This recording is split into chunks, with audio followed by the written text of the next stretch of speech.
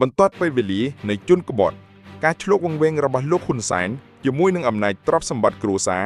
និងការឃោសនាតាមអ៊ីនធឺណិតភាគទី13ការក្លែងបន្លំរាជធានីនៃពិភពលោករបាយការណ៍ឆ្នាំ2023របស់ UNODC បង្ហាញយ៉ាងច្បាស់ថាប្រទេសកម្ពុជាបានក្លាយទៅជាមជ្ឈមណ្ឌលដ៏សំខាន់សម្រាប់ឧក្រិដ្ឋកម្មឆ្លងដែនជាពិសេសសមាសធាតុក្លែងបន្លំតាមអ៊ីនធឺណិតដែលបានកើតឡើងដូចជារដ្ឋនៅក្នុងរដ្ឋមួយដែលដំណើរការដោយសេរីនិងមិនមានការត្រួតពិនិត្យតិចតួចពួកគេបានតាក់ទាញមនុស្សរាប់ពាន់នាក់ឲ្យទៅធ្វើការដោយបង្ខំដែលភាគច្រើនត្រូវបានជួញដូរពីបរទេសទទួលរងការរឹបអូសលិខិតឆ្លងដែនការឃុំឃាំងការវាយដំនិងការបង្ខំឲ្យធ្វើការប្រាក់ចំណេញដ៏ច្រើនពីឧស្សាហកម្មខុសច្បាប់នេះហូរចូលទៅក្នុងបណ្ដាញដែលភ្ជាប់ជាមួយមន្ត្រីជាន់ខ្ពស់ឥស្សរជនអាជីវកម្មនិងឥស្សរជនដែលមានឥទ្ធិពលដែលមានទំនាក់ទំនងជាមួយរដ្ឋាភិបាល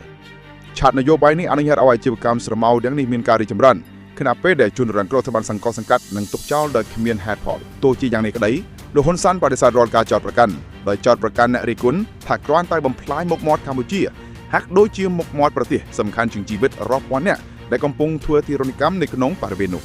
តួនាទីរបស់រដ្ឋាភិបាលត្រូវបានចោទសួរកាន់តែខ្លាំងឡើងជាមួយនឹងការចោទប្រកាន់ពីភាពអកតាភាព